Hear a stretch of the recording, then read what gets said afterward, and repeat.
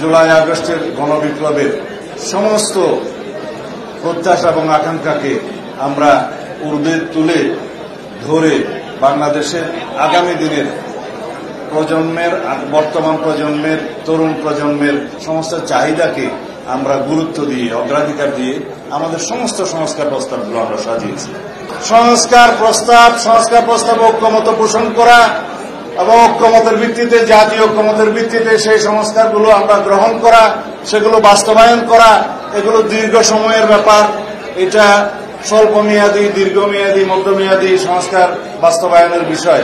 কিন্তু ইতিমধ্যে আমাদের জাতীয় সংসদ নির্বাচনের জন্য সমস্ত প্রস্তুতি নিতে হবে, যেটা ইতিমধ্যে বাংলাদেশ জাতীয় সংসদ নির্বাচনের জন্য যে নির্বাচন কমিশন, তাদের রেসপন্সিবিলিটি, তারাও কাজ প্রায় গুছিয়ে আনছে। তাদের বক্তব্য অনুসারে আগামী ডিসেম্বরকে সামনে রেখে তারা তাদের কর্মকাণ্ড নির্বাচন অনুষ্ঠানের জন্য জাতীয় সংসদে তারা এগিয়ে যাচ্ছে। এখন কিছু কিছু বিষয়ে বিতর্ক উঠছে, কোন নির্বাচন আগে, কোন নির্বাচন হওয়া উচিত।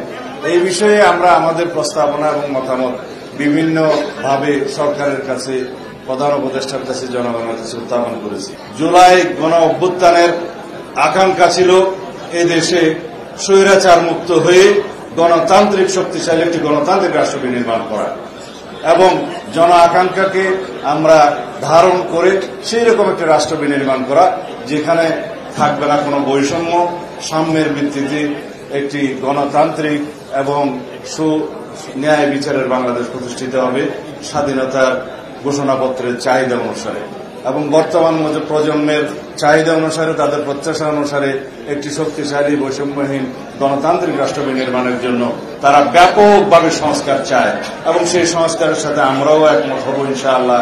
যে সমস্ত সংস্কার জনকল্যাণমুখী হবে এবং দেশের জন্য কল্যাণকর হবে, এখানে কোনো সন্দেহ নাই। সুতরাং এই সংস্কার, আলাপ আলোচনা, প্রস্তাব গ্রহণ করা, এগুলো চলতে থাকবে, কিন্তু আমাদেরকে জাতীয় সংসদ নির্বাচনের জন্য একটি সিদ্ধান্ত নিতে হবে। সেজন্য আমরা রোড ম্যাপ চাই। সেই রোড ম্যাপের প্রত্যাশা আমরা করেছি, বাংলাদেশের জনগণ করে। প্রধান উপদেষ্টার কাছে আমরা সেই বিষয়ে আমাদের সমস্ত আর্জি আমরা আলাপ আলোচনা করেছি। তিনি আমাদেরকে আশ্বস্ত করেছেন। শুধু একটি মাত্র বিষয়ে আমরা পরিষ্কার হতে চাই, তা হল মাননীয় প্রধান উপদেষ্টা খুব শিগগিরই জনগণের চাহিদা অনুযায়ী জাতীয় সংসদ নির্বাচনের জন্য একটি পরিষ্কার রোড ম্যাপ প্রদান করবেন।